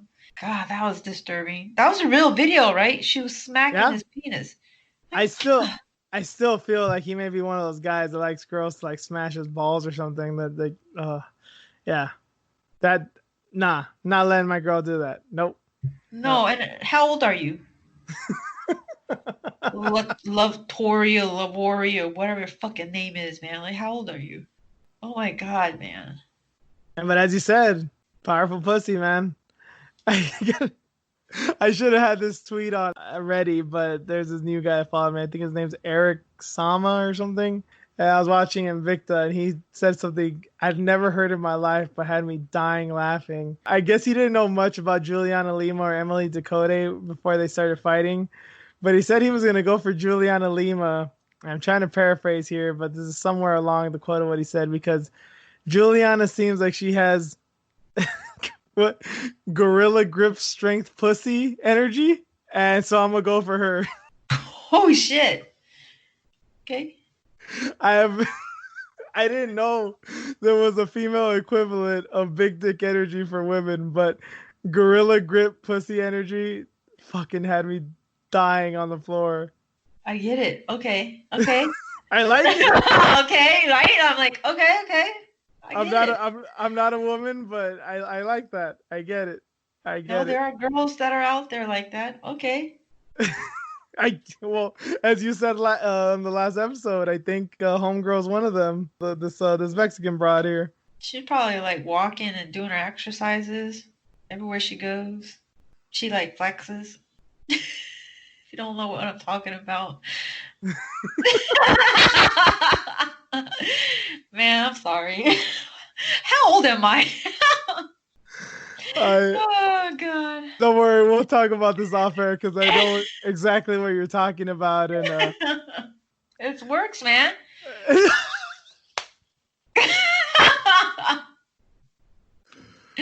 I'm telling you, every bad bitch does it. I do not consider that girl a bad bitch, but she's learning. She's got trying. something going on. Yo, she's doing something right. She got a fucking forerunner. I don't know if it was used or not, but it's still a forerunner, man. It's Mike Perry. You really think you bought her a new one? Probably not. I was wondering that. I'm like, what year is that? How many miles does it got? Jesus. So, yeah, the whole thing with him. So I guess he's not in jail yet. I don't think he's in rehab yet, although everyone and their mother is saying that he should be in it, that he has problems. Even Dana saying that he saw this coming, but they're not offering him fights anymore. Everyone's just talking about him. I mean, obviously he should be in jail. He did break the law. He did fucking hit a man. But also, I mean, I don't know. I mean, do you just cut him? I mean, I would think that'd be an easy answer, but the UFC was holding on to BJ Penn of all fucking people for years, even with all his shit. And then what was it? It was the fact that he. I think the rule is you can get in street fights, you just can't lose them on camera. Because when BJ got his ass beat, that's when they cut him. That's true. No, man, they didn't do anything to Connor, especially with all his allegations. You know, he had rape allegations. They didn't do anything to him. They didn't talk to him. And then you have John Jones as well. I mean, he's a drug cheat, hitting pregnant women. You know what I mean? Like, he had all that going on for him. He never hit a pregnant woman. He ran into a pregnant woman. Okay. Ran into a pregnant woman. His car ran into it. Yeah, because if you were to pimp slap a woman, that's just truly despicable. But when you just run into a pregnant woman, I mean, shit happens. So, apparently. Like, I mean, with all his issues, and yeah, even with like Jones having that incident and going back and picking up his weed and him like failing all these drug tests, they didn't do anything. It's just normal. He can sit there and say all he wants to about, I knew this was coming. He was telling us. He was saying it. You guys didn't hear what he was talking about? Like, he knew it was coming. Yeah, he's angry. He's agitated. Stupid, though. Like, once they get popular and get elevated, yeah, they start acting out. No, man. Don't give him that excuse. Don't give him that out. And he's only popular with the hardcores, really. And if he's popular now, his popularity elevated because of the incident, that stunt he pulled against Mickey Gall and having his girl on his, in his corner. That's about it. That was what he was known for. And then this incident. What, 2 weeks later? Yeah, I guess Dana also like mentioned that some people can't handle social media. He's like, I love it. I'll fuck with anybody on social media. But Mike Perry's not built like that, and he needs to stay off of social media and make some changes. Jesus. Yeah, like, well, no shit. Like, we knew this.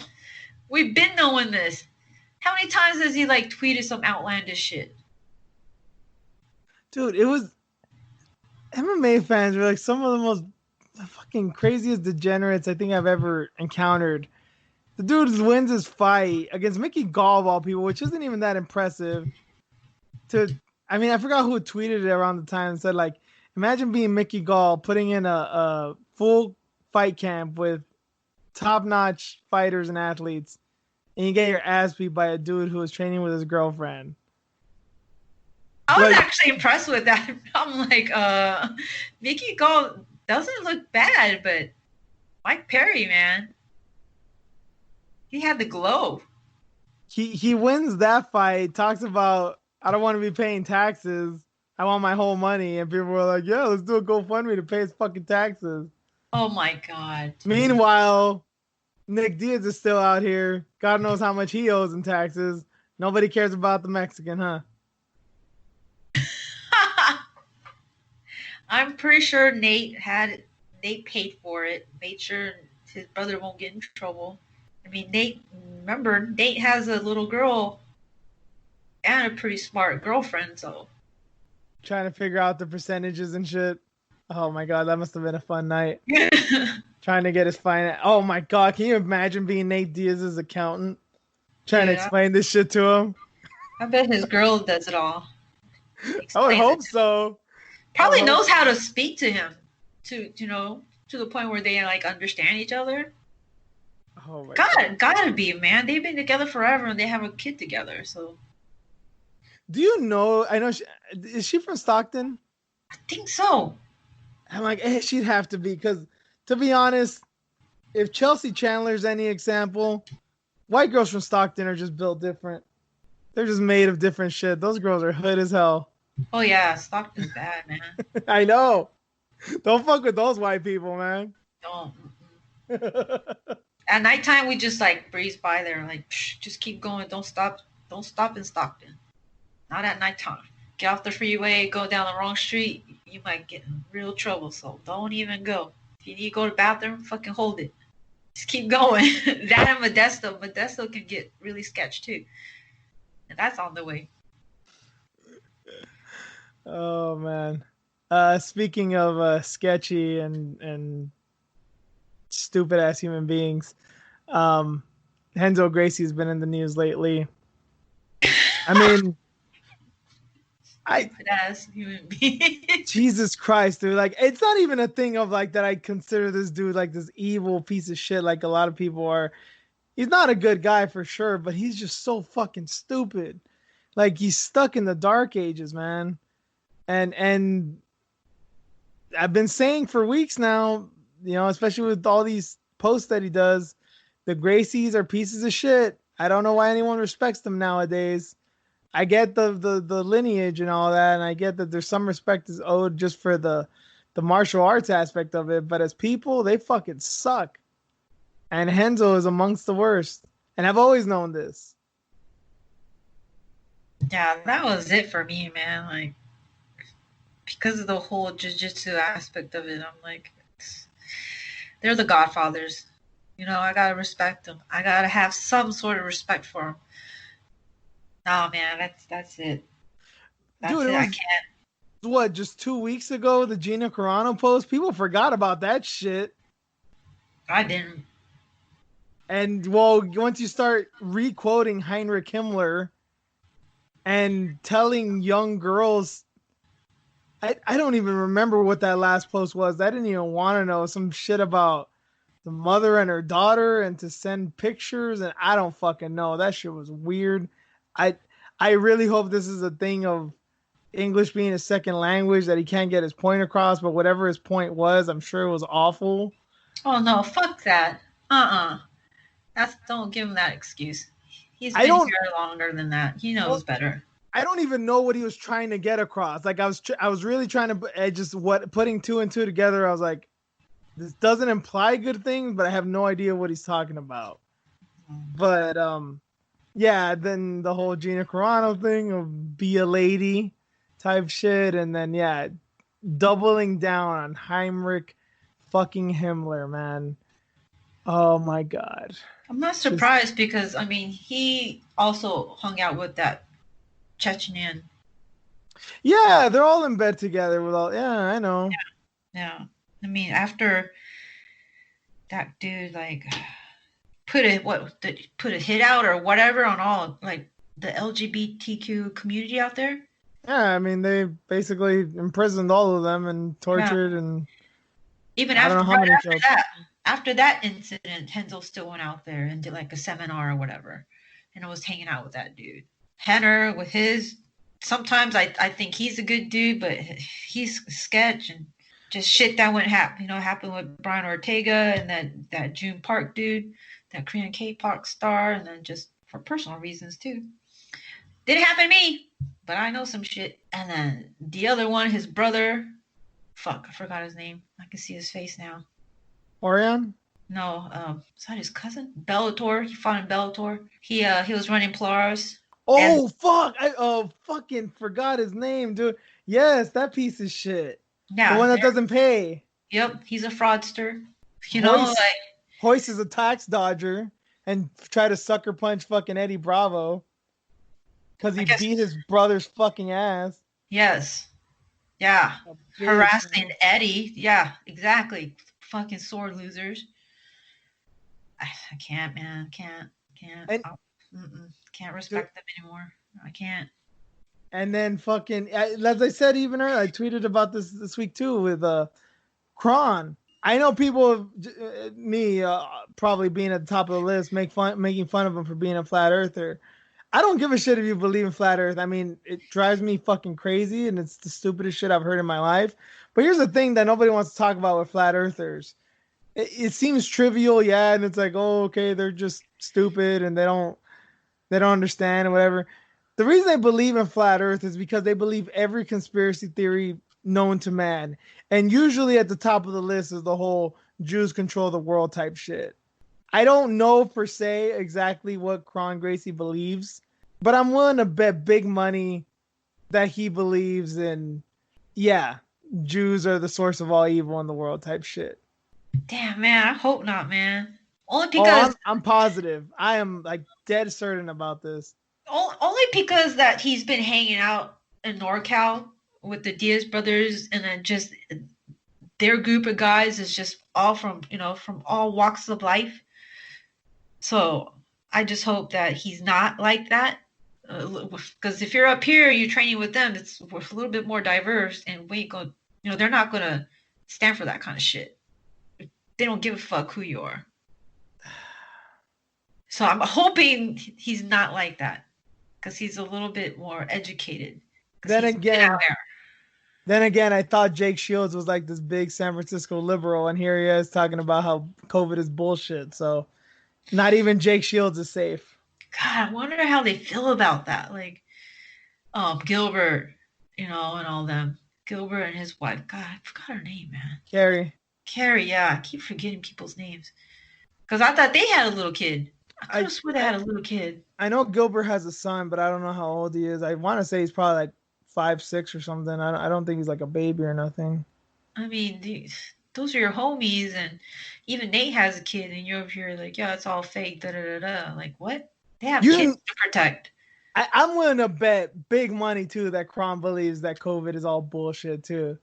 I would like bet my paycheck on that.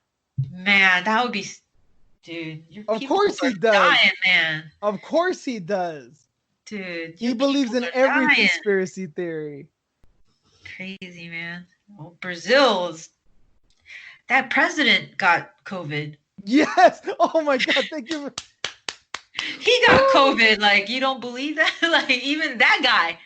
That was a fun day for me. That took a while, huh? I was like, I skipped to work. I was like dancing in the shower. Yeah. Today's a good day. Nothing can bring me down today. That piece of fucking shit got COVID.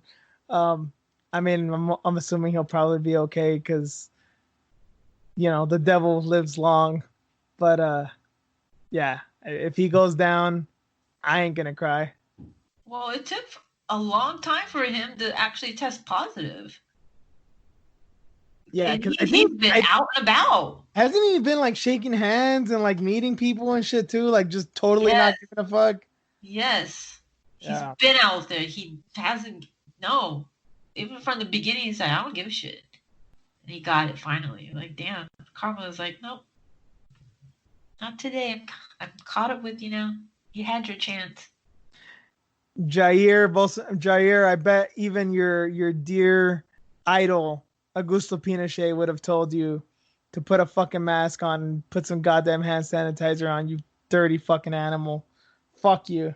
But yeah, anyway, that was some great news. Thank you for reminding me of that, Irene, because yeah, hasn't been the best week, so that was awesome. That's funny, like universally, like, yeah, finally. I'm sure, as I tweeted that day, like I'm sure there was some MMA fighters that saw that and started crying though, because there's a lot of Brazilian MMA fighters that fucking love him, but fuck him too. Well, Boris got it, and then now this dude. Boris is at least funny though. He at least makes me laugh. This guy's just a total piece of shit. Well, they're all pretty much the same. Him, this dude, and then Trump. They all kind of like in the same ring together. So Jair is easily the worst. Is Trump gonna get it next? The odds are like against him now, because his two homies aren't doing well. And then you saw was it his son? His son's girlfriend tested positive a few days ago. Yeah, that's right. I don't know what happened with that. Governor Newsom's ex. Wait, what? That's his ex, bro. That's our governor's ex, man. Governor Newsom's ex is Donald Trump Jr.'s girlfriend? Yeah, man. I did not know that. Holy shit. Dude, she looked a lot better when she was with Newsom. All that plastic surgery, like she fits in perfectly with that family, with all the Ivanka and her, like they probably got like the same amount of plastic surgery done or something. But yeah, man, isn't that wild? I don't even know what she looks like. So I mean, I just read the headline. I didn't see a picture of her or nothing, but that's just crazy that, I mean, I know that's not like, who knows what her politics are, and I don't care, but to be with like the most despised Democrat in the country, maybe that was her ex with now the first family. You know what I mean? Like, yep. That's wild. I had no idea. Awkward. They're probably just trying to get dirt on him all the time, you know? I know, right? That's probably why he dated her. Yeah. Something going on there. That shit's funny though. Yeah, anyway, so fuck the Gracies and fuck Bolsonaro. But moving on from that, Mark Hunt is still fighting. Looks like he's going to come back in the fall, around October, to fight in Australia against his, I believe he's an Australian fighter named Paul Gallen. He's had one boxing fight in his career. Obviously, I thought he had a couple. I think he had like one or two. No, he had a string of them. Yeah, I thought he did. He was a rugby player turned boxer. I thought I saw that he was like 0-1 or 0-1-1 or something. Maybe I looked at the Maybe he wrong. had amateur or something. I don't know. Yeah, I would believe amateur. I would believe amateur, especially when they're starting out. But obviously, Mark Hunt, UFC veteran, K1 Grand Prix world champion, going to boxing at what, 45 years old, Mm-hmm. something like that. No, this dude has had like 10 boxing. Yeah, he's kind of an up and comer. This is seen as a tune-up fight, but Mark Hunt's got them hammers. But at his age and his issues, I don't think I've ever seen an MMA fighter have a successful run in other sports. Mm-hmm. I don't Except know for, what to make of this. yeah. I mean, this guy was a rugby player, so. Yeah, that tends to happen a lot with any heavyweight like boxer, MMA fighter. Like they used to be football players, rugby players, basketball players. Like, they just couldn't make it there, and there's not a lot of sports for big men, so they'll just go into fighting. He's 38. He's 5'7", so he's probably like Volkanovski, like, short and stocky. In boxing too, though, they're a little bit more lenient with weight. Like I think heavyweight starts at 200, so he could be weighing like 210, 220 or something. Damn, Mark Hunt's 46 and he's 5'10". Damn. Yeah. Was Mark ever part of the 40-year-old club for you? Not really. He started dwindling. Come on, just the fat guy, huh? You can't go for the fat dude, huh, Irene? No, I mean, one of my favorite knockouts still is when he knocked out Frank Mir. Sorry. That was cool. Yeah, that was cool. So memorable. Just his walk off too. And I think that was in Australia as well because, yep, that's when Frank was like, yeah, I had like tainted like Kangaroo meat. Yeah. Yep. Yeah, that was a good one. I think that was like his last knockout ever. It may have been. Yeah. I think that's when he started going downhill. Right. Yeah. Goddamn Brock Lesnar fucked everything up. Fuck you, Brock. Last bit of news. Marina Rodriguez and Carlos Esparza has been removed from the July 15th card that was taking place next week because one of Marina Rodriguez's cornermen tested positive. So again, the COVID stuff, testing positive left and right, cornermen, fighters, anybody and everybody. I'm just sad because that was going to be a great fight, and I really wanted Rodriguez to cave Esparza's face in. But now, we'll see when that gets rescheduled. I think they rescheduled it till the 25th. And my question was, does Carla get to stay in Abu Dhabi until then? That's rough, dude. Yeah, being away, I mean, it's nice. It seems like they're being treated very well, but away from her family. And then God knows what can happen in that time, like. It's a long time.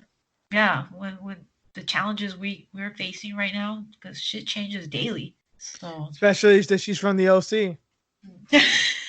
And in this case, I'm not even talking shit. In this case, it's like actual worry for her because people don't give a fuck over there. No, maybe she's hanging out in San Diego more. Well, shit, even they're kind of crazy too. Yeah. The ripple effect. The beaches are open down there. Oh, I don't know if they close them now though, but did you see those pictures of 4th of July? Everybody heading down. That shit was crazy.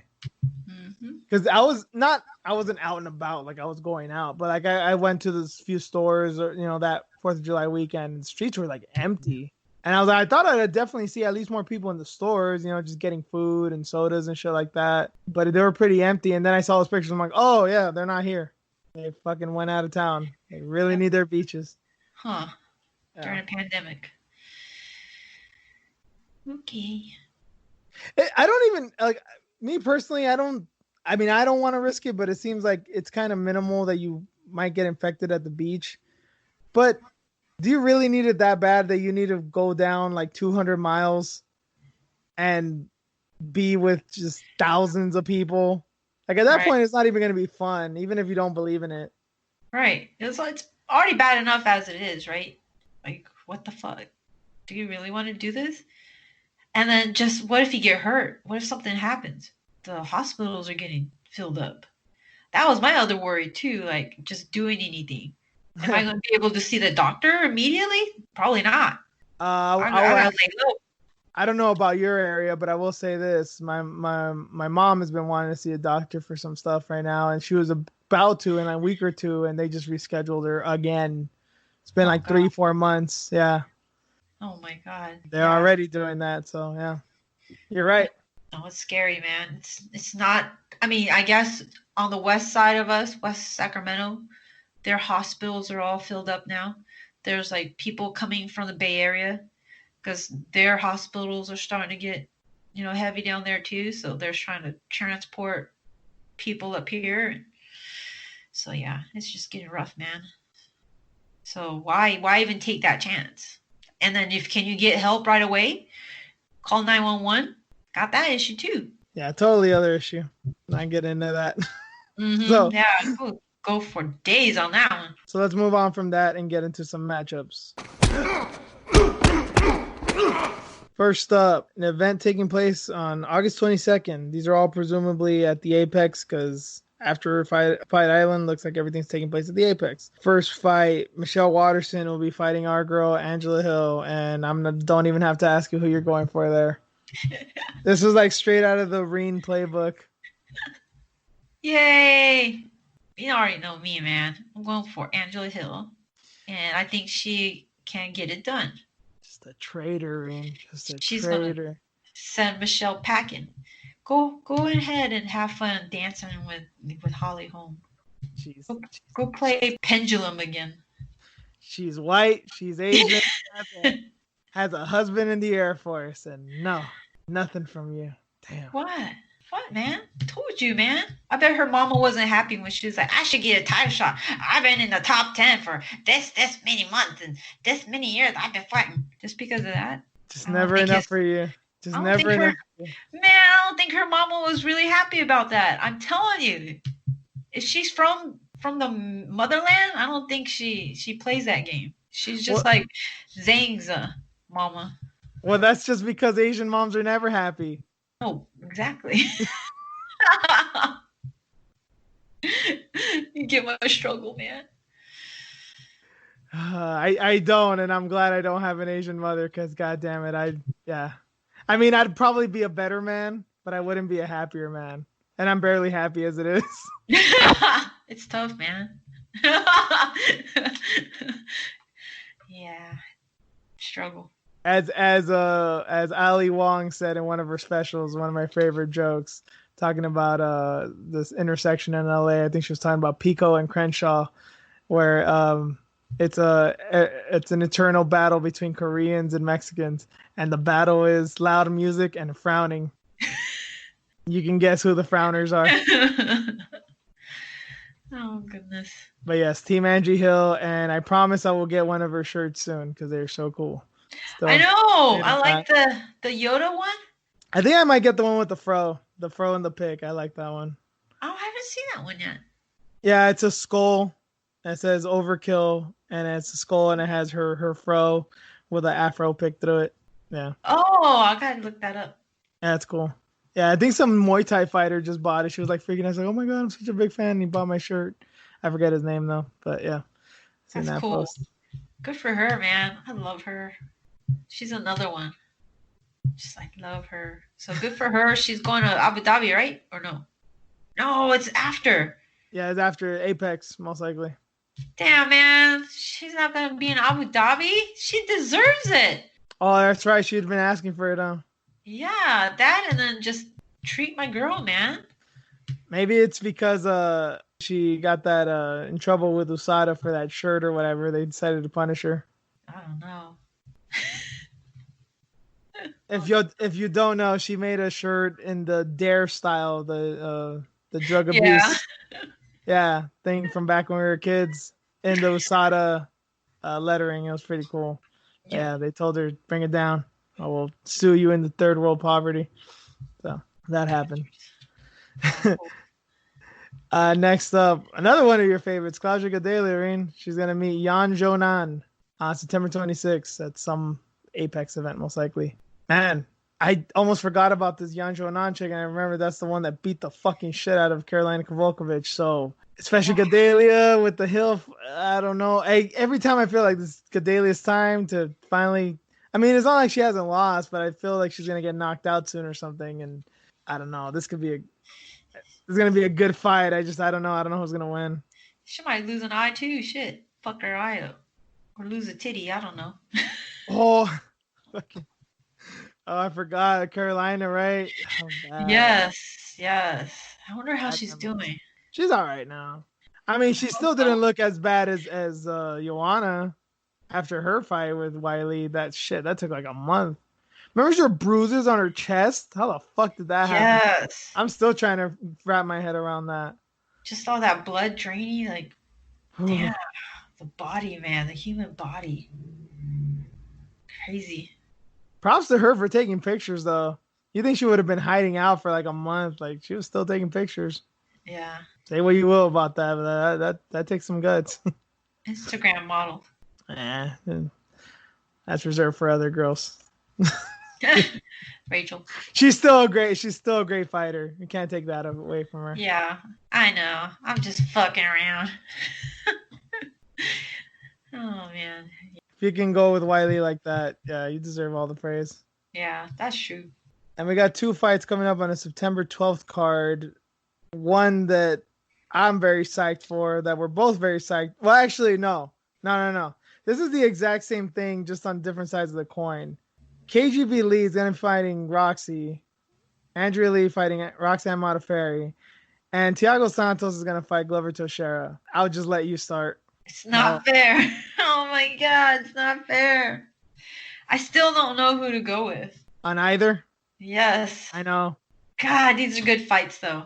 I just hate that I like all of them. I don't think I've ever seen two fights, especially on the same card.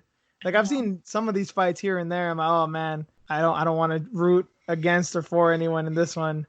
But they're few and far in between. This is on the same card. Damn, dude. This is something that I wish I could see in person. Do you though? Yeah, like, well, not now, but you know what I mean? Like, I wish I could safely see it in person. Because, I mean, Teixeira, he's been in the game. He's the OG. Roxanne's the same. OG. And then you have KGB coming up. You know, Santos. And Santos, yeah. He's coming up too. He like changed weight classes, and yeah, some would say he beat John Jones. You know, he's at that level. So that's awesome. Like both of them. Like I'm like, damn, I wish I could see this in person. And then yeah, especially that KGB and Roxy, that fight, the first fight was so damn close. If you haven't seen it, Reen, if you got Fight Pass, please watch it. You can watch it 3 times in a row, and every time you're like, I think she won. No, I think she won. It's so close. And this was KGB's like second or third pro fight that she took on like a week's notice. It's nuts. And I want to say that I think I read an interview with her saying that I think she had a fucking perforated eardrum when she took that fight. Wow. Yeah, so shit. Amazing. And then obviously Thiago Santos fighting with no legs. I mean, these people are something else. Ridiculous. Yeah, I want to try and interview KGB again, but I don't know what I'm going to tell because I'm like, I love Roxy. I don't know. I don't know who I'm rooting for here, but I don't know. Maybe I'd like to just ask her about the first fight because it sounds like that was an interesting story going up to that. Let's see. Hopefully we get a second interview of that. That'd be cool. But that does it for MMA. Let's get into our news story of the week. And the headline is Oregon man driving stolen vehicle crashes into woman driving stolen car. I don't know why they decided to go with vehicle and car, but okay, whatever. So yeah, Oregon, special place. Yeah. This man named Randy Cooper, 27-year-old man, was in a car chase. He was running away from the cops because he had a stolen car. He also assaulted somebody. Assault and unauthorized use of a motor vehicle. He was getting away from the cops and he ran into a Buick. In the Buick was a 25-year-old named Kristen Begg. And she was under the influence of intoxicants. And once they looked up her car, the cops figured out that that car had also been reported stolen 3 weeks ago. So they both got booked. That's basically the whole story. Yeah, that shit is funny. Do you see this guy's picture though? He kind of reminds me of Ryan Hall. Let's see. I can see it. Yeah. I guess I can say that the girl kind of reminds me of Macy Barber. Well, maybe it's you. Maybe it's the same thing you have. Maybe all white people look alike to me too.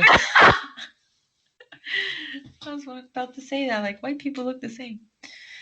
So, intoxicants. Like, what does that mean? Like, more than one of what though? Well, this bitch looks out of her fucking mind in this pic. I'm gonna assume like Xanax or something. Huh? Or she meth? Just looks like probably not meth. Probably not meth, but it is Oregon. Right? Oregon's the weirdest place possibly in America to me. Because I don't know how so many crazy white people live there that are on both sides of the political spectrum. There's like no in between. They're either like communists or like I got a bunker out in an orchard and World War III's coming and the nukes are gonna rain down any second. Like all the doomsday, like Oregon is no big deal for COVID. They're all fucking prepared. They got the bunkers. They got fucking liters of water. They got generators. They're set. Yep, they canned a lot of food. And they're armed to the teeth. And then you got the Marxists out in the street trying to get in street fights with fucking right wingers and shit. Yep. Fucking Oregon. I don't miss that place. I got family in Oregon, so I don't miss it. Did you ever live there? No. But we had a visit there. Yeah. And it's funny that you say orchard and shit because yeah, that's what my family had and shit. And they be canning a lot too. White people. Yeah. I'm telling you, they're fucking peppers. Yes, they are. Jams. We used to always get jams and shit. Peaches. They be canning all the time. Yep. And a lot of drugs. That is another thing. A lot of fucking drugs in Oregon too. Yep. For real. A lot of meth, a lot of heroin. Yeah, it's nuts. It's nuts, especially that it's just a state north from us. That's our border, and just have all these crazy white motherfuckers around there, man. It's a different world, man. Yeah. That's funny though. Like he stole a Toyota Land Cruiser. No, it was a Land Rover, no? No, Land Cruiser. So it's a bigger fucking truck. It ran into that little. Oh shit! Yeah. Buick Regal. Damn, it would have fucked that girl up. Right? Like must holy have not shit. hit her that bad, because yeah. Huh. Crazy. My question is, what do you think happened with them afterwards? Like, do you think they're trying to make like a, like they don't do it anymore, like in the newspapers, like lost connections, like missing connections? They probably did. They probably know each other. Somehow they know each other, I bet. In that little town. Man. 20 miles southwest of Portland, so yep, they probably know each other. They look to be 27, 25. Yeah, I mean they theoretically easily could have gone to high school together. Yep. Yeah. That shit's funny. Randy Lee Cooper. It's kind of funny that this is not exactly related, but I remember when I was young and I first started driving. I mean, everyone's scared that they're going to crash when they first start driving. But I remember I've always kind of had this weird feeling that I feel like, because I've never really gotten in a serious accident. Like I've never had to call insurance or nothing. I feel like I always felt like I was going to get in an accident with someone I knew. Like my brother or a cousin or a friend. Even my mom at times, I'm going to miss a stop sign. I'm fucking stomp on the brakes and I'm going to rear end someone. it's gonna be like someone very close to me. I always had that fear for some reason. What do they say? Like the average accidents happen like within 15 miles of your home or some shit? I heard it's something like a mile from your house, like Oh, very it's a close. mile? Yeah, and I think it's the thing of like I think drunk driving has a big part to do with it because it's like, yeah, I'm tipsy, but let me just go to the liquor store. I'll be back. It's a mile away, you know. Or people, just they just get too confident. Oh, I know this street. I know the stop sign, and they just drive like maniacs, and then fucking car pulls out, and yeah, I get it. I've been stopped literally 1 block away from my house, so I mean, yeah, I get it. Did you get a ticket or anything? No, and well, I don't think I've ever told you this, but actually, to get on the cops subject, I've I've never had real bad altercations with cops. This was the only time. And weirdly enough, Rain, he was Asian. He was a Huh. sheriff. And I pulled out in front of this dude, like, because I turned right onto a street, and it was kind of a small street onto a big street, and I just darted out in front of this guy. I didn't mean to. Granted, I did drive like an idiot. I wasn't trying to be a dumbass. I didn't really think much of it because again, it's my neighborhood. It's like, oh, I know people around here, and it was kind of late at night. And if I recall correctly, I do not think this guy had his lights on, like his headlights on, because Oh, when he pulled me over, I was like, why the? I started kind of laughing because I was like, what the fuck did I just do? How did I just pull out in front of a cop? How did I not see that?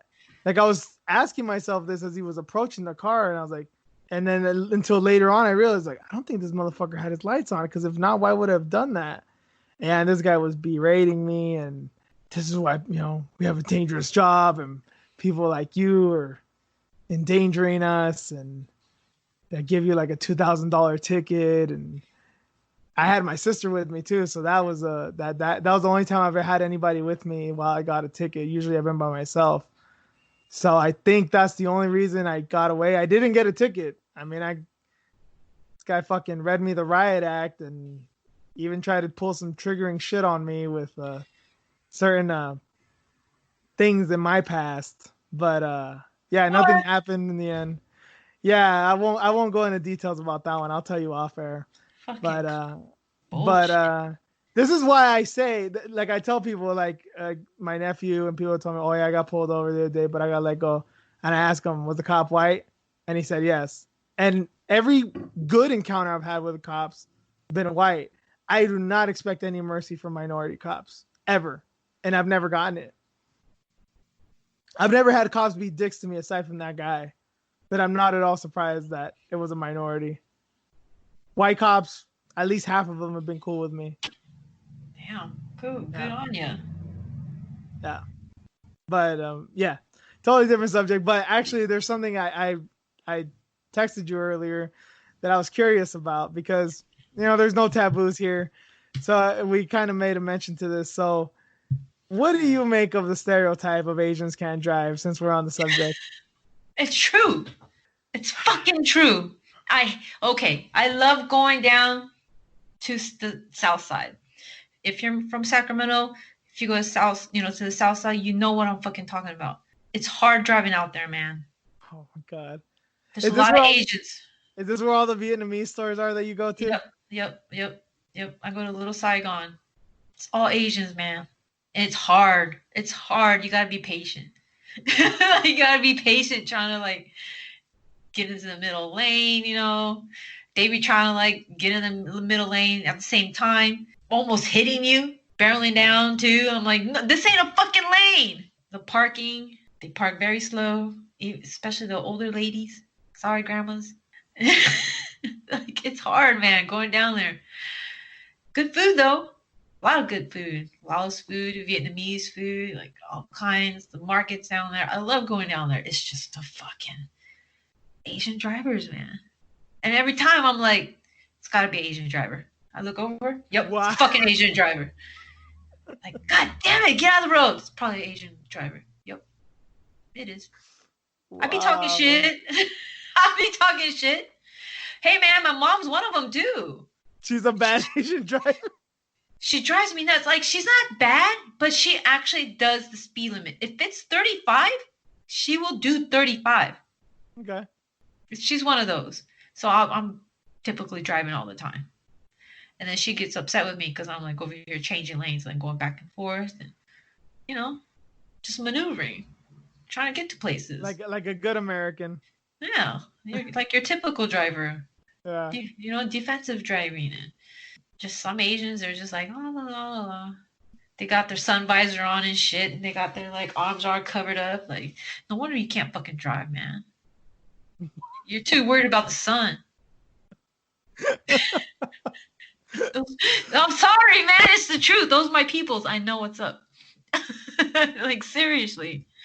Trying to cover up like a ghost and shit. Yeah, you gotta. This again. Another Ali Wong joke.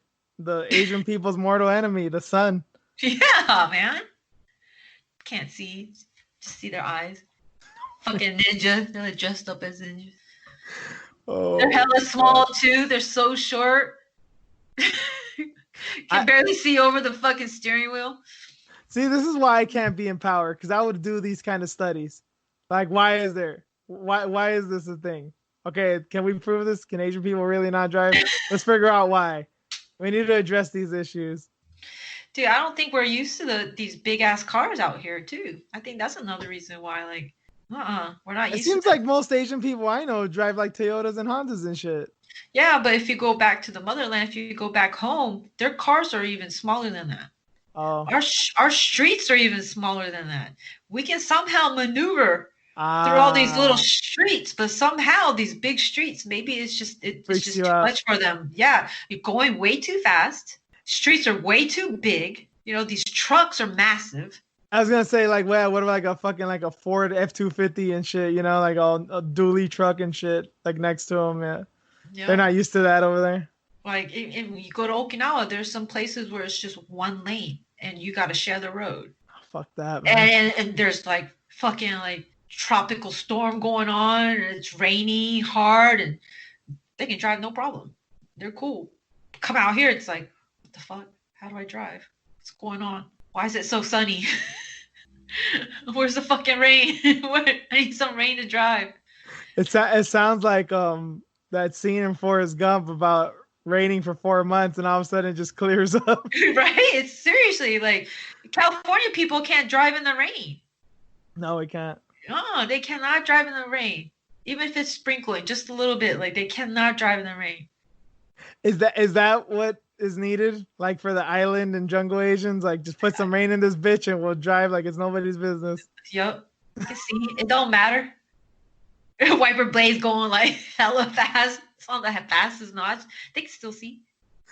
That's funny. I'm telling you, it's all about perspective again. I'm telling the truth, man. It's like that in Okinawa.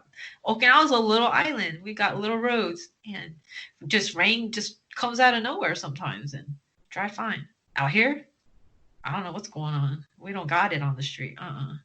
We can do it anywhere else. Work hard, study hard.